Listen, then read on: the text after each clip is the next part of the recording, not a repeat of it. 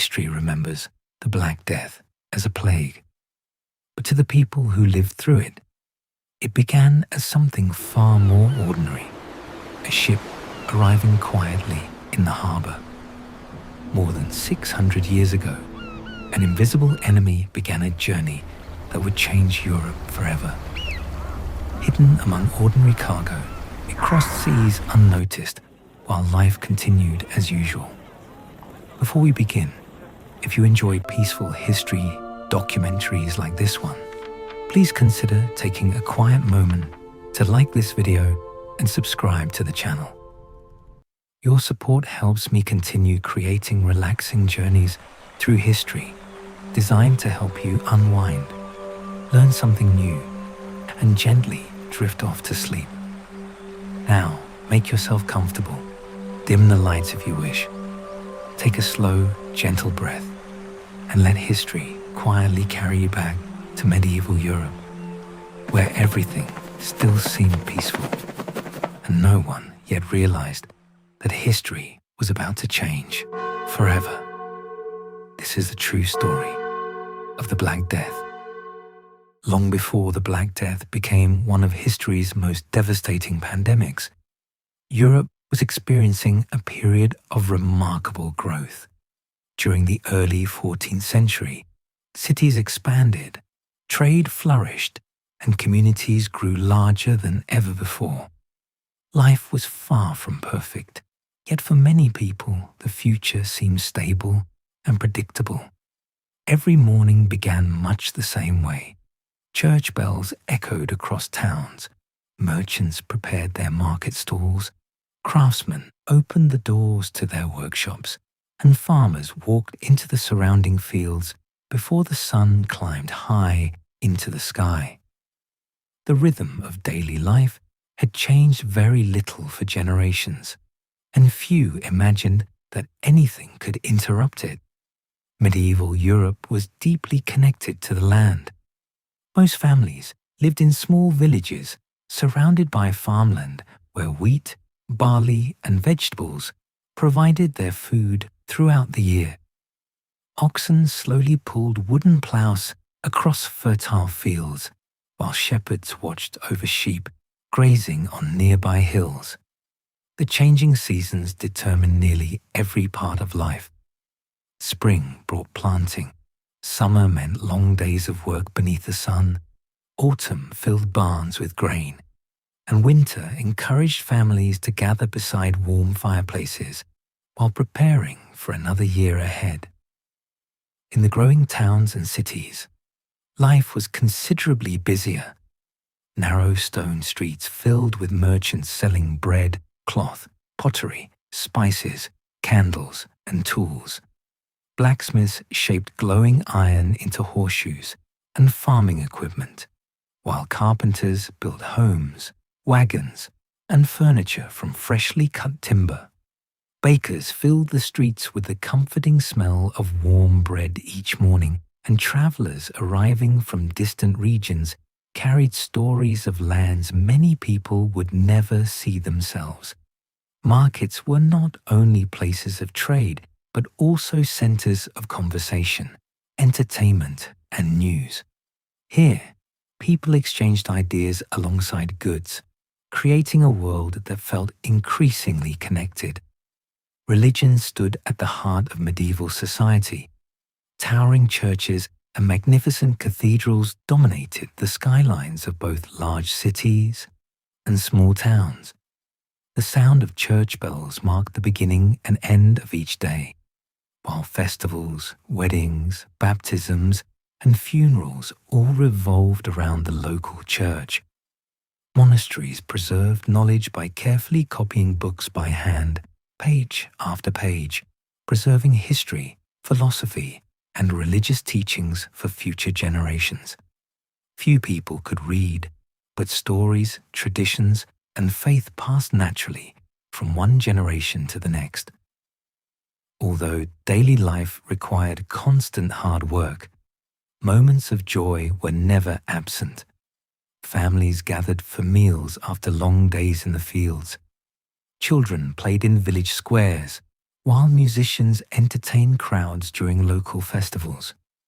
Merchants celebrated successful journeys, craftsmen took pride in their work, and neighbors supported one another through both good harvests and difficult winters. It was a world built upon routine, community, and quiet expectations for tomorrow. Looking back today, it is easy to imagine that disaster was already approaching. Yet the people living in Europe during those peaceful years knew nothing of what lay ahead. Ships continued arriving in busy ports. Roads remained crowded with traders and pilgrims. Farmers prepared for another harvest, and families planned for another ordinary season. To them, life simply continued, one familiar day after another. They could not know that somewhere beyond the horizon, an invisible traveler had already begun its journey toward Europe, bringing with it a chapter of history that would forever change the world. The Europe of the 14th century was no longer an isolated collection of kingdoms. It had become part of a vast network of trade that stretched across continents. Goods, ideas, cultures, and people traveled farther than ever before. Busy roads connected villages to great cities, while rivers and seas linked Europe with distant lands that many could only imagine. Every journey brought new opportunities, and every arriving ship carried the promise of prosperity. Some of the busiest ports in Europe stood along the Mediterranean Sea. Cities such as Venice, Genoa, and Constantinople welcomed merchant vessels from every direction. Their harbors were filled with sailors unloading spices, silk, precious metals, fine fabrics, and countless other goods that had traveled thousands of miles. Warehouses overflowed with valuable cargo, while merchants carefully negotiated prices in crowded marketplaces. These cities had become the beating heart of international commerce. Beyond Europe, enormous trade routes stretched eastward toward Persia, India, and China. The famous Silk Road carried luxury goods across deserts and mountains, passing through dozens of kingdoms before finally reaching European markets. Although few travelers completed the entire journey, merchants exchanged goods from one region to another until products from the farthest corners of Asia eventually appeared on the shelves of European shops. Pepper, cinnamon, silk, porcelain, and rare medicines became symbols of wealth and success. The sea offered an even faster connection. Merchant ships crossed the Mediterranean almost constantly, carrying food, timber, wool, wine, grain, and valuable cargo between ports. Every voyage depended upon favorable winds and experienced sailors who understood the changing seasons. Harbors remained busy throughout the year as ships arrived one after another, bringing fresh supplies and new business opportunities. To the people living in these cities, the endless movement of trade represented progress and stability. Travel was not limited to merchants alone.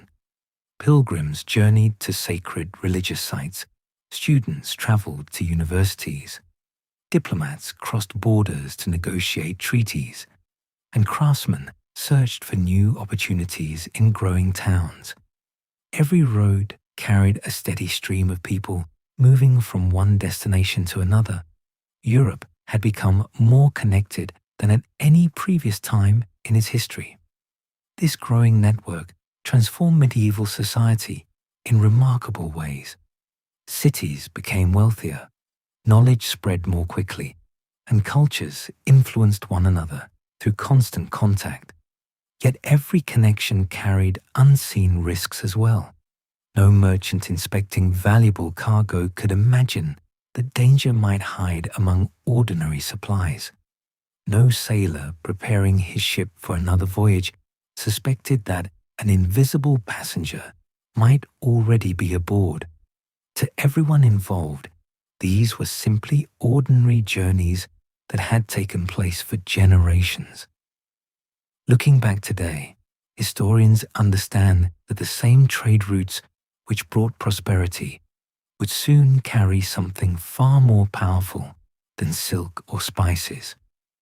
The roads that connected kingdoms, the ships that united continents, and the markets that enriched entire cities would unknowingly become the pathways of one of history's greatest disasters. But for now, Europe remained confident.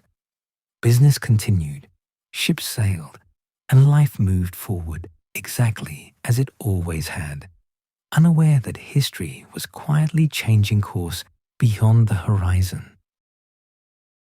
For centuries, diseases had appeared and disappeared across different parts of the world. Most remained local, affecting only nearby villages or regions before eventually fading away. But in the early 14th century, something very different began to emerge far beyond Europe's borders. Historians believe the disease that would later become known as the Black Death most likely originated somewhere in Central Asia, where vast grasslands, deserts, and mountain ranges connected distant civilizations through ancient trade routes. Long before anyone understood the existence of bacteria or infection, the plague was already beginning its silent journey westward. Merchant caravans crossed the Silk Road carrying silk, spices, precious metals, and countless other valuable goods. Every stop along the journey brought together traders, travelers, animals, and supplies from many different regions. These busy trading centers allowed ideas and cultures to spread across continents, but they also created the perfect conditions for disease to travel unnoticed. Hidden among sacks of grain, bundles of cloth, and wooden cargo were black rats searching for food during the long journey. Living alongside them were tiny fleas that carried a deadly bacterium called Yersinia pestis. Although nobody at the time could possibly know such an organism existed, the merchants saw only ordinary rats, something common in every warehouse, market, and ship. They had no reason to fear them. As caravans reached major ports along the Black Sea, cargo was transferred onto merchant ships bound for Europe. Barrels, grain, fabrics, spices, and other goods were loaded carefully onto wooden vessels preparing to cross the Mediterranean. The rats climbed aboard, unnoticed, following the food that humans had stored for the voyage. To the sailors, everything appeared perfectly ordinary. The weather was favorable, the cargo was valuable, and another successful trading season seemed to be unfolding. The sea connected civilizations, just as roads connected kingdoms. Ships arrived almost every day, bringing wealth, opportunity, and news from distant lands. No harbor master inspecting cargo could see the invisible danger that had quietly joined the voyage. No merchant celebrating another profitable shipment imagined that history itself had stepped aboard. Everything looked exactly as it always had. Yet beneath the wooden decks of these busy ships, a journey was taking place that would soon reshape the lives of millions. The greatest tragedy in medieval Europe did not begin with armies crossing borders or kingdoms declaring war. It began with ordinary trade, ordinary travel, and ordinary people simply doing their daily work, completely unaware that the world around them was about to change forever. When the first merchant ships arrived in European ports carrying the plague, nothing appeared unusual. Their sails were full, their cargo was valuable, and their crews expected another routine arrival. Dock workers hurried to unload barrels, sacks of grain, spices, and fine fabrics, while merchants eagerly inspected goods that had traveled thousands of miles. Markets remained crowded, inns welcomed travelers, and church bells continued to ring as they always had. Life carried on without the slightest suspicion that something extraordinary had entered the city. Within days, however, strange illnesses began to appear. At first, only a handful of people complained of fever, exhaustion, and severe headaches. Many believed they were suffering from an ordinary sickness brought on by hard work or changing weather. Physicians recommended rest, herbal remedies, or prayer, expecting their patients to recover as they usually did. Instead, their condition worsened with frightening speed. Painful swellings appeared beneath the arms, around the neck, and in the groin. High fevers became unbearable, and many victims grew too weak to leave their beds. Families gathered around loved ones, hoping the illness would pass, but each day brought more suffering. Before long, neighbors who had visited the sick began showing the same symptoms. Entire households became ill within only a few days. Physicians had never witnessed a disease spreading with such speed. They searched through ancient medical texts, mixed herbal medicines, burned fragrant plants, and even advised people to avoid foul-smelling air, believing poisonous vapors carried disease. None of these treatments slowed the plague. Fear slowly replaced confidence. Rumors spread from one street to another as people searched desperately for answers. Some believed the disease was a punishment from God. Others blamed unusual weather, rare planetary alignments, or mysterious forces they could not explain. Without understanding bacteria or infection, medieval society tried to explain the unimaginable, using the knowledge available at the time. Meanwhile, ships continued arriving, merchants continued trading, and travelers continued moving from city to city, unknowingly helping the disease spread even farther. What had begun as a few isolated cases was quietly becoming something far greater. Europe still believed it was facing another difficult illness that would eventually disappear. No one yet realized they were witnessing the beginning of one of the deadliest pandemics in human history, a catastrophe that would soon touch nearly every town, every village, and every family across the continent. For many people, the first sign of the plague was so ordinary that it barely seemed worth mentioning. A slight fever, a headache, an unusual feeling of exhaustion after a normal day's work. Farmers blamed the weather. Merchants thought they had caught a cold while traveling. Sailors assumed they were simply worn out after weeks at sea. Nobody imagined that these small discomforts marked the beginning of one of history's deadliest disasters. Within a day or two, the illness became impossible to ignore. The fever climbed rapidly. Chills shook the body even during the warmth of summer. Muscles weakened, breathing became difficult, and every movement required effort. Families gathered around the sick, believing that rest, warm blankets, herbal remedies, and prayer would soon bring recovery. Instead, the disease continued its relentless advance. Then came the symptom that terrified entire communities. Painful swellings appeared beneath the arms, around the neck, or in the groin. These swollen lymph nodes, later called buboes, could grow to the size of an egg or even an apple. Their dark color and unbearable pain made them impossible to hide. People quickly learned that when these swellings appeared, survival became uncertain. No one understood why the buboes formed. Medieval physicians believed the body was trying to expel poisoned blood. Others thought invisible corruption had entered through the air. Some believed the swelling was God's visible mark upon sinners. Without scientific knowledge, every explanation seemed as believable as the next. As patients grew weaker, many became overwhelmed by thirst, confusion, and unbearable fatigue. Some drifted in and out of consciousness, while family members desperately searched for priests, healers, or anyone who might offer hope. Every household relied on different remedies. Vinegar was rubbed onto the skin. Sweet-smelling herbs were carried beneath the nose. Fires burned day and night to cleanse the air.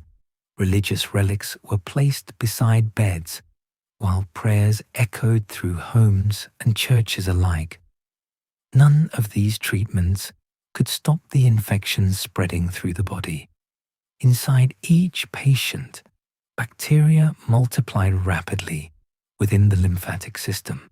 Although no one living in the 14th century could possibly know such organisms existed, to them the disease behaved like an invisible curse that ignored wealth, age, and social status. The speed of the illness created even greater fear. A neighbor who appeared healthy on Monday might be gravely ill by Wednesday and buried before the weekend. Families watched loved ones disappear within days, leaving behind unanswered questions and silent homes. Entire villages began measuring time, not by seasons or harvests, but by funerals. Doctors themselves faced impossible choices. Every visit placed them in danger, yet abandoning the sick violated both duty and faith. Wearing long robes, carrying bags of herbs and handwritten medical texts, they traveled from house to house with little more than experience and hope. Some genuinely wished to help. Others quietly admitted there was almost nothing they could do. As deaths multiplied, one frightening realization spread faster than any official announcement. This disease did not behave like the illnesses people already knew. It moved with terrifying speed, struck entire families, and ignored every remedy that had once offered comfort. Europe was no longer facing an ordinary epidemic. It was witnessing the beginning of a catastrophe that would soon transform every corner of medieval society. As the plague spread from one household to the next, fear began changing the way people lived. Families who had always cared for one another suddenly faced impossible decisions. A father wondered whether to stay beside his sick child or protect the rest of the family. A daughter hesitated before entering her mother's room.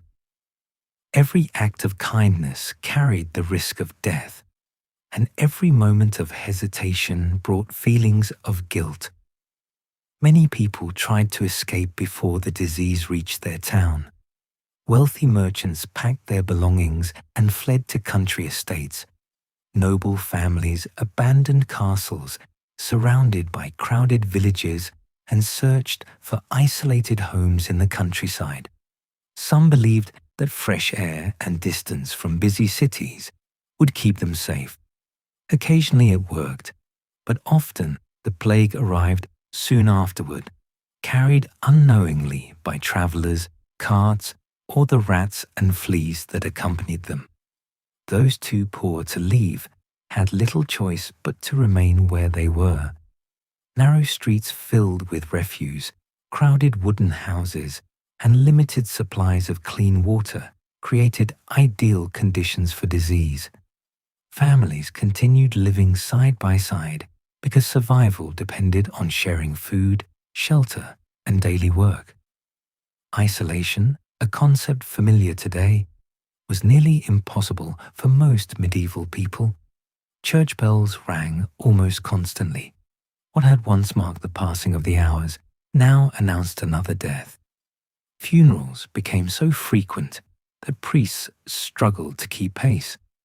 In many places, the usual ceremonies grew shorter as the number of burials increased. Sometimes there was no time for individual graves.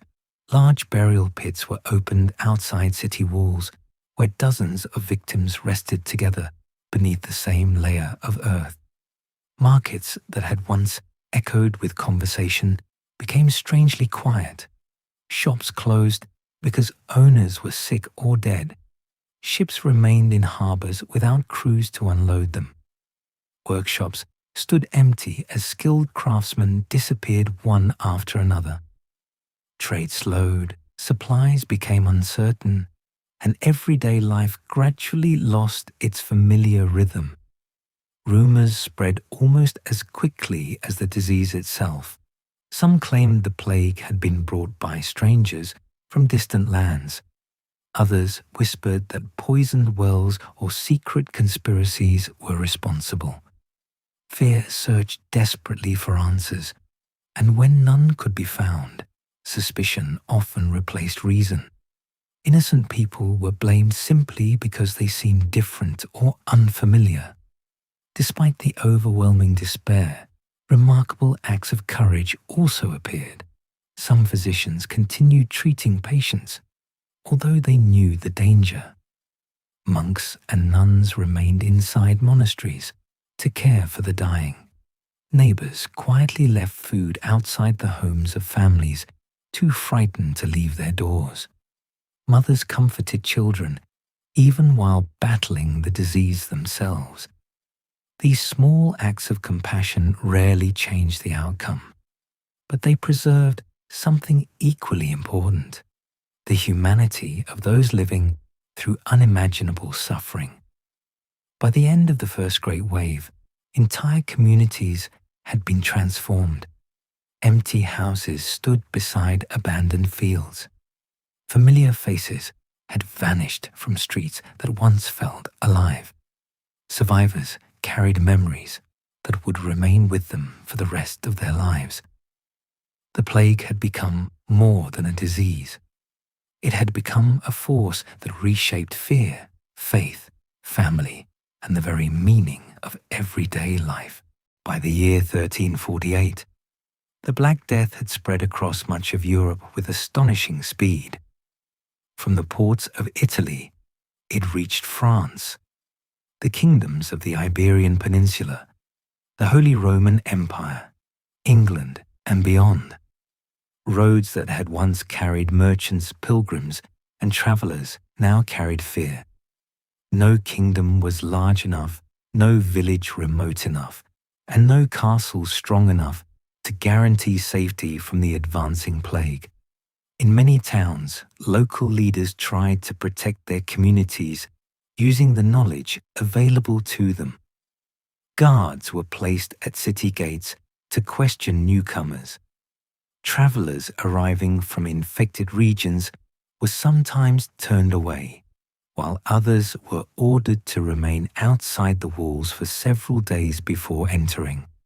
Although they did not understand bacteria or fleas, people had begun to notice that limiting contact with outsiders could sometimes slow the arrival of the disease. Some ports adopted even stricter measures. Ships arriving from distant lands were forbidden from unloading immediately. Crews were instructed to remain aboard or wait in isolated areas before entering the city. These early attempts at isolation were imperfect and often introduced too late, but they marked one of history's first organized efforts to control the spread of an epidemic. Centuries later, such practices would evolve into the system we now know as quarantine. Inside the cities, daily life became increasingly difficult. Bakers struggled to find workers. Mills stood silent because there was no one to grind grain. Blacksmiths, carpenters, and masons disappeared from their workshops. Every profession lost experienced men and women.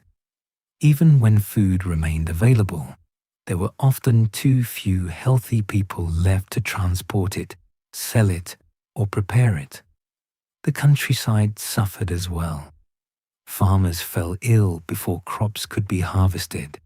Livestock wandered unattended through empty fields, fruit rotted on the trees, and vegetables remained uncollected in abandoned gardens. The plague did not only take lives, it interrupted the entire cycle of food production that sustained medieval society. As supplies became uncertain, hunger joined disease as another growing threat. Religious life also changed dramatically. Churches filled with frightened worshippers seeking comfort, forgiveness, and hope. Public prayers, processions, and days of fasting became increasingly common. Many sincerely believed that greater devotion would persuade God to end the disaster.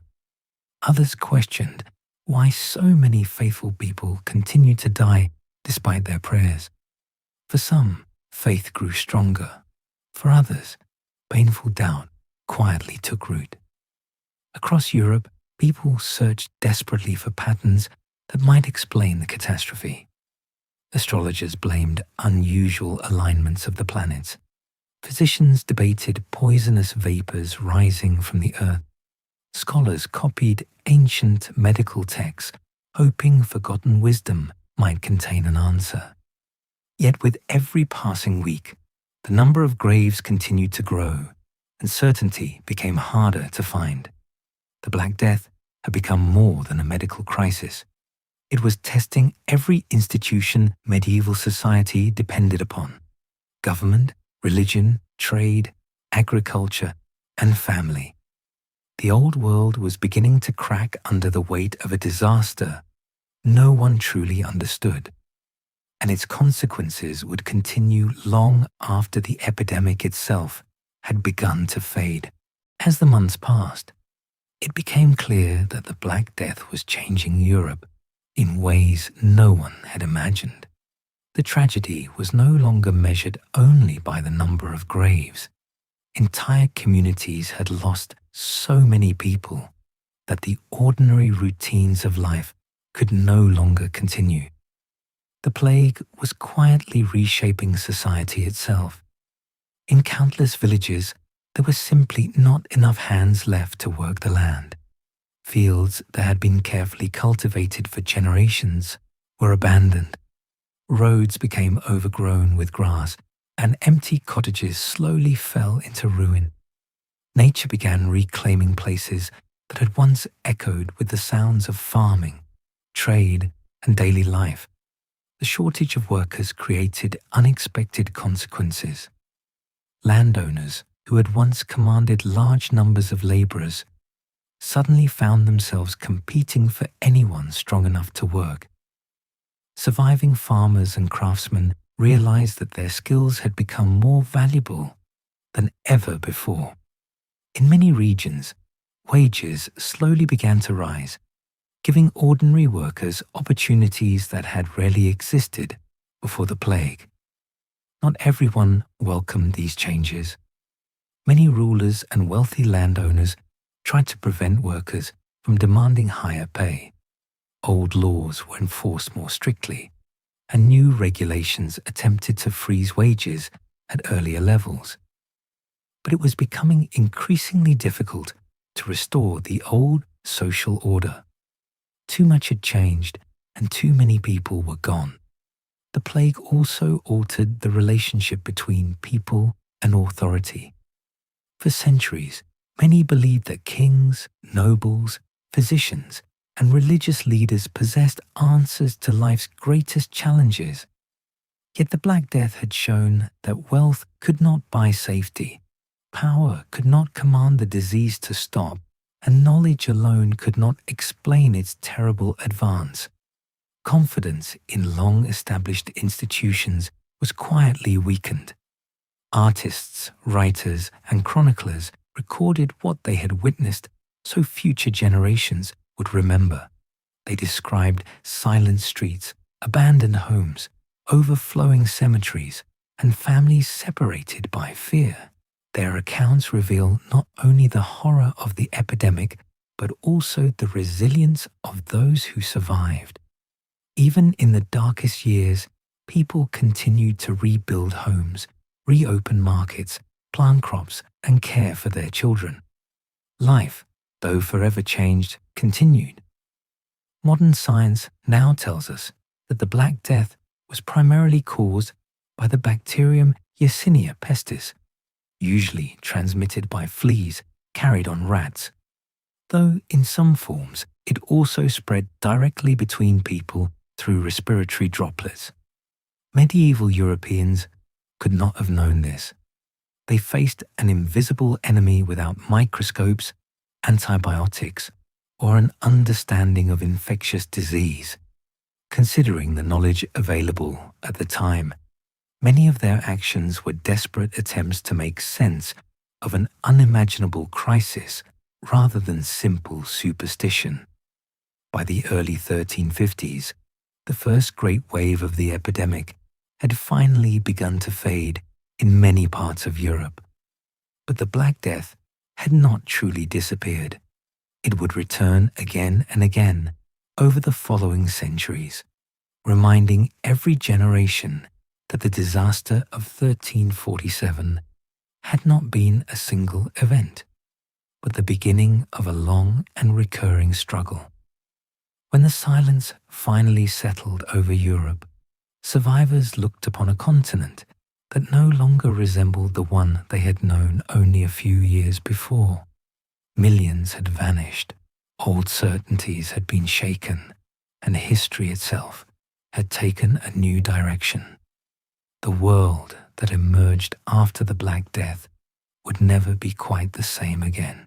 Although the first great wave of the Black Death eventually began to fade, Europe did not simply return to the life it had known before 1347. The epidemic had left behind more than empty houses and silent churchyards. It had changed the balance of society in ways that would shape the continent for generations. Survivors walked through familiar streets that no longer felt familiar. Entire neighborhoods had disappeared. Workshops remained abandoned. Fields lay uncultivated. And countless villages had lost so many inhabitants that they could barely function. In some places, travelers passed through settlements where only a handful of people remained alive. The silence itself became one of the most powerful memories of the plague. Birds sang where crowded markets had once echoed with conversation, and weeds slowly covered paths that had connected homes for centuries. Families now faced the difficult task of rebuilding lives that had been broken almost overnight. Husbands searched for wives who had fled to distant relatives. Parents hoped children sent away before the epidemic had survived. Brothers and sisters attempted to discover who was still alive and who had already been buried in anonymous graves. The legal system struggled to keep pace with the enormous number of deaths. Wills had to be read, property had to be redistributed, and disputes over land became increasingly common because entire family lines had disappeared within only a few months.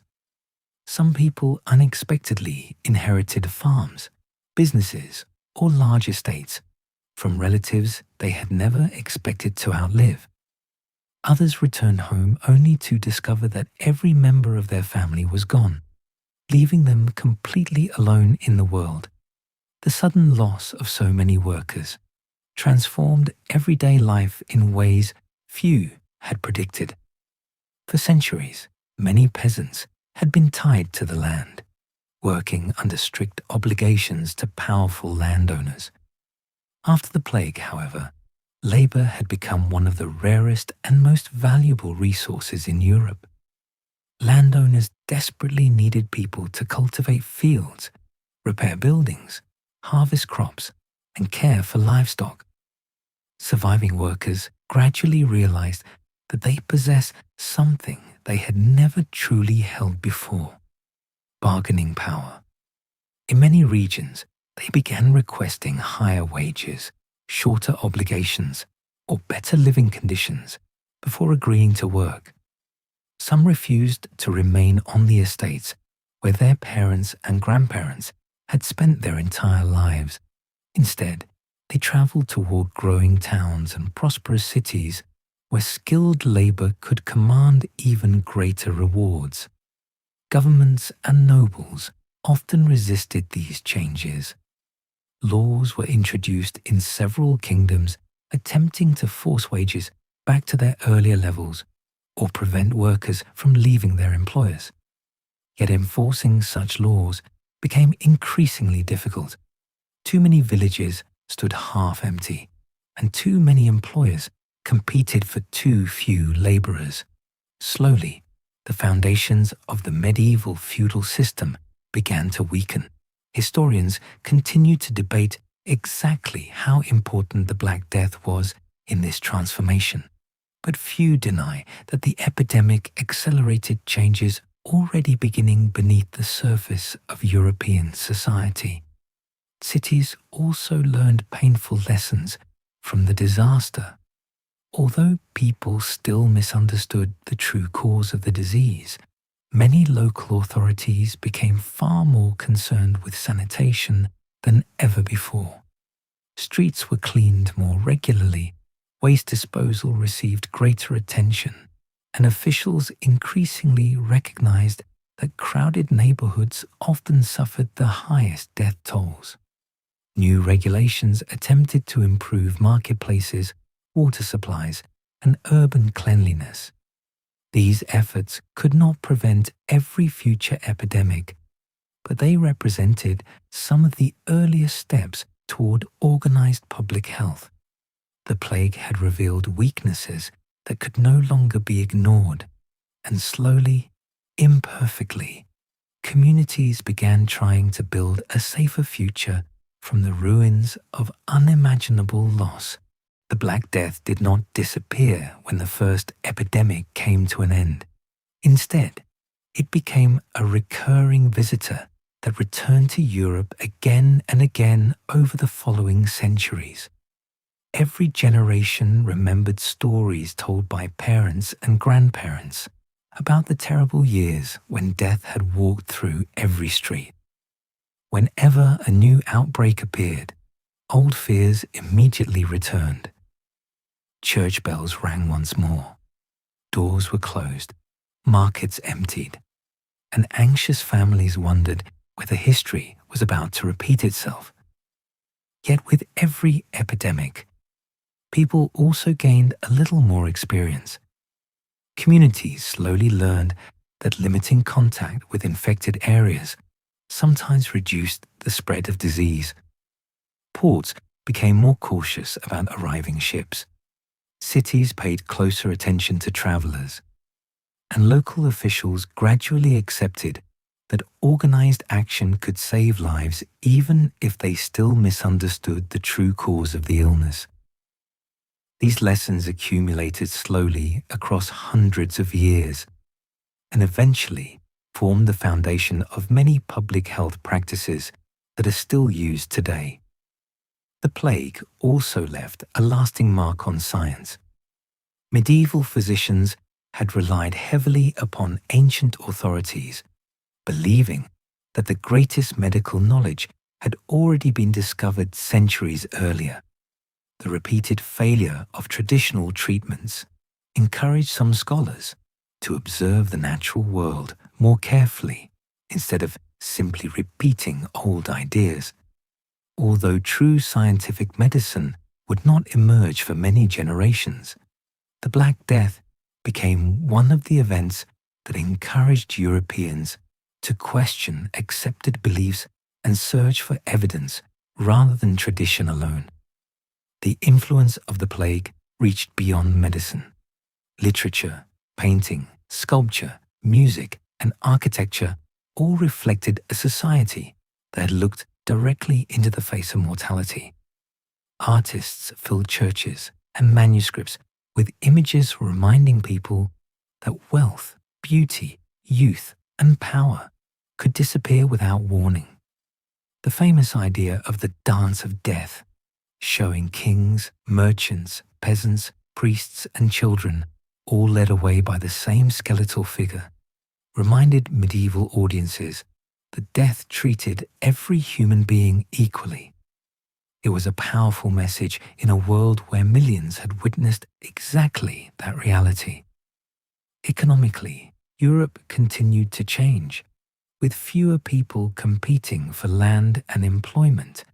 Living standards gradually improved for many survivors. Better wages allowed some families to purchase goods that had once been beyond their reach. Farmers experimented with different crops. Landowners changed the way estates were managed, and growing towns attracted skilled workers from the countryside.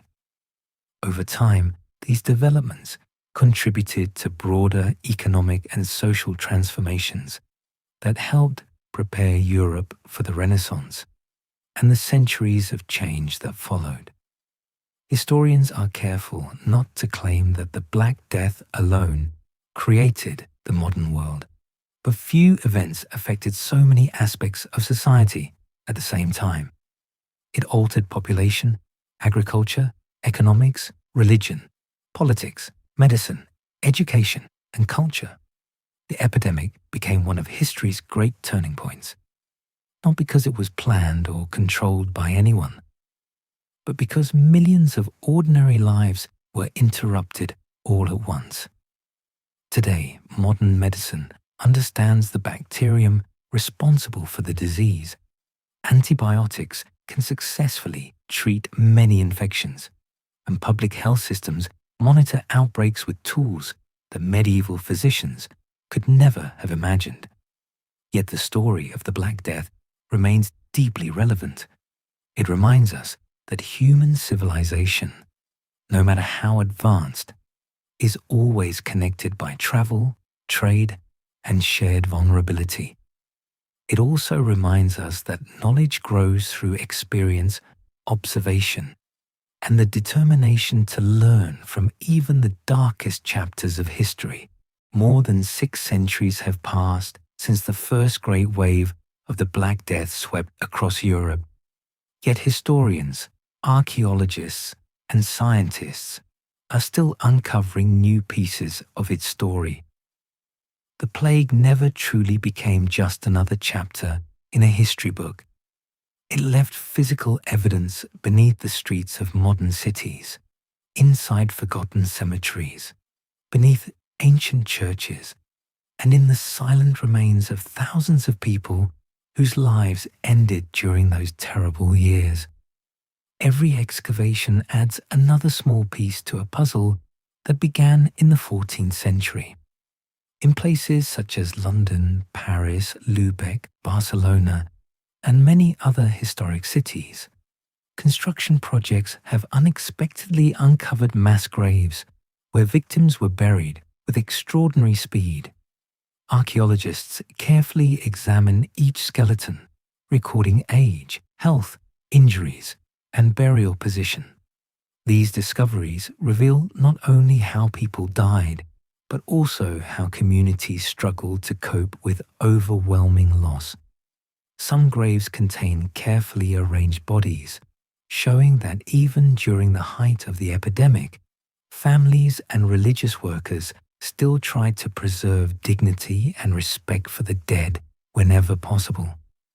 Others reveal the desperation of moments when there were simply too many victims and too few survivors left to perform traditional funeral rites. Modern science has allowed researchers to ask questions that medieval physicians could never have imagined. Tiny samples taken from ancient teeth often preserve microscopic traces of DNA protected inside the dental pulp. Using advanced genetic analysis, scientists have confirmed that many victims carried the bacterium Yersinia pestis, providing direct biological evidence for what medieval chroniclers described centuries ago. Even more remarkably, researchers have been able to compare ancient bacterial DNA with modern strains, tracing how the organism evolved and spread across continents over hundreds of years. These discoveries have transformed the study of history into a partnership between archaeology, medicine, biology, and genetics. Written records alone no longer tell the entire story. The victims themselves continue speaking through the evidence they left behind. Historians have also come to understand that the Black Death cannot be explained by a single cause or viewed as an isolated event. It emerged from a world connected by trade routes stretching across Asia, the Middle East, North Africa, and Europe. Merchant caravans, crowded ports, busy marketplaces, and expanding cities created opportunities not only for commerce, but also for disease. The very networks that allowed ideas, inventions, spices, silk, and precious metals to travel between civilizations also allowed invisible organisms to move with astonishing efficiency. In many ways, the Black Death became one of history's earliest reminders that humanity had already become deeply interconnected long before the modern age. The epidemic also changed the way historians think about the forces that shape civilization. For centuries, history was often told through the lives of kings, queens, generals, and emperors. Today, scholars increasingly recognize that climate, disease, environment, and ordinary people can redirect history just as profoundly as armies or political decisions. The Black Death did not conquer Europe through military invasion, yet it transformed economies, weakened long-established institutions, altered labor systems, accelerated social change, influenced religious thought, and reshaped everyday life for millions. Few events have affected so many different aspects of human society at the same time. Perhaps the most remarkable lesson is that every generation continues asking the same questions. How should communities respond when facing an unknown disease? How can fear be prevented from becoming panic? How do people balance compassion with self-protection? Medieval Europeans searched desperately for answers using the knowledge available to them. Many of their conclusions proved incorrect, yet their determination to understand the disaster was deeply human.